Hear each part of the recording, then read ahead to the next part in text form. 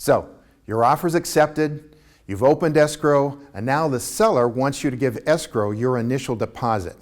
Know why and what you're doing first.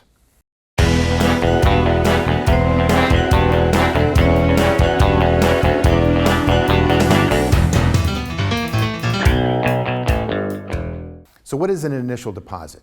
It's technically money available to the seller for liquidated damages. Let me tell you what liquidated damages are. Liquidated damages are simply a set-aside amount of money, a specific amount of money. It's the most amount of money that the seller can get if the buyer doesn't perform on the contract. So, liquidated damages, let me explain further why that's really a pretty cool idea and why the contract helps us with this. First of all, the initial deposit is intended to make sure that the seller doesn't take his home off the property, and then the buyer sort of frivolously goes through the whole process and then in the end just says, nope, I don't want it. And that's not very good for the seller. It's not fair for the buyer to do that. And so setting up liquidated damages, which is a pretty evil sounding word, should be an indication to the buyer that when they enter into the contract, when you enter into it, that you need to take this process pretty seriously. Now, the biggest result of the initial deposit being there, this good faith money that you've put down, is that it decreases frivolous lawsuits. It eliminates at the end of the contract or at some point if something goes wrong, everybody going to get their lawyer and let's meet downtown and hash this out, where you spend more money than honestly is ever going to be worth it. So let's look at the initial deposit in the contract. So the initial deposit is found in Section 3 of the Residential Purchase Agreement. Note that the funds that need a deposit have to be good, and that means as a practical matter that you can't deposit with a credit card, for instance. You either need a check, a cashier's check, or cash. Another important change from what used to be is that the buyers now deliver directly their deposit to escrow. Used to be that you would be able to give a check to a real estate agent, but that's pretty much frowned on these days. The final thing I want to look at here is how much money do we actually put down for the initial deposit.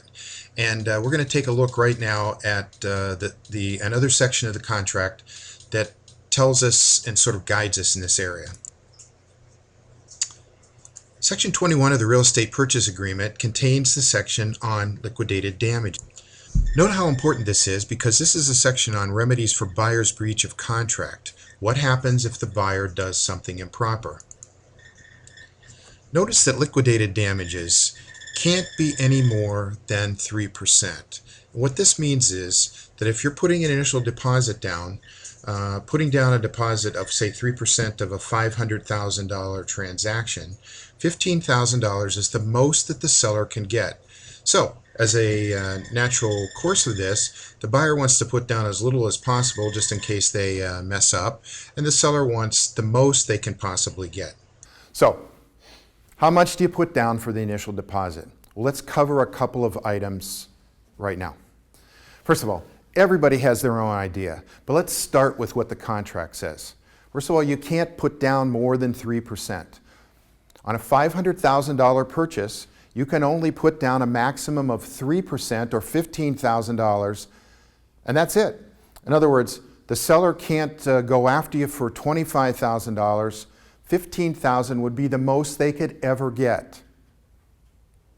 So the question is, why would you put down $15,000 or 3% and put that at risk if you're the buyer and not put down something significantly lower? And here's the answer to that. It's pretty plain to see that the seller wants as much money as possible for an initial deposit and the buyer wants as little as possible. So the average real estate transaction ends up something in the middle of that. I will tell you from my experience that anything from 1% to 2% is pretty standard, but it depends on every individual purchase that you're making. If you're a buyer and you want the seller to know that you want this home and that you're sure you're going to buy it, then put down 3%. If you're living on the edge and actually coming up with real money, And by the way, this 3% is real money. You can't put it on your credit card. You have to go give them an actual check, cashier's check, or cash, like we talked about previously. So if you're short on cash, put down as little as possible. A lot of times people that purchase with VA loans, for instance, are not going to put down any money, and they just as soon not go into their bank account and pull a lot out. If it's appropriate, work with your realtor to arrive at just the right amount of money that you think is going to work for you and that will also work for the seller. All right, here's a tip for you. What do you do if you're the buyer and something goes amok? How do you get your initial deposit back? Well, I can just tell you that that's a pretty big concern. And it's an area that I cover in great detail and talk to all my buyers about. And the answer is this.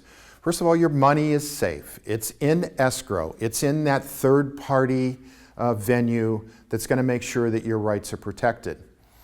Assuming that you've done nothing wrong and you've abided by the contract, you are going to get that money back. But as we talked about when we looked at the contract, getting that money back, the initial deposit, requires both the seller and the buyer to agree. What happens if the seller decides that they're pretty unhappy with you and they're going to hold that money? Well, there's penalties for that if they withhold that money for an unjust reason. Worst case, you have to go through arbitration and mediation to get it back. But trust me, you will find that your initial deposit is perfectly safe if you follow the guidelines that we're trying to talk about in this series on the residential purchase agreement. Thank you for watching today. Listen, if you have any questions about real estate or about the topic we talked about today, give us a thumbs up, head down below, leave a comment. I promise you I'll get back to you and answer that question. Like us and subscribe. We're constantly doing videos about real estate that will make you a smarter buyer or a smarter seller. Listen, see you next time. This is Don Reedy, the most interesting man in real estate.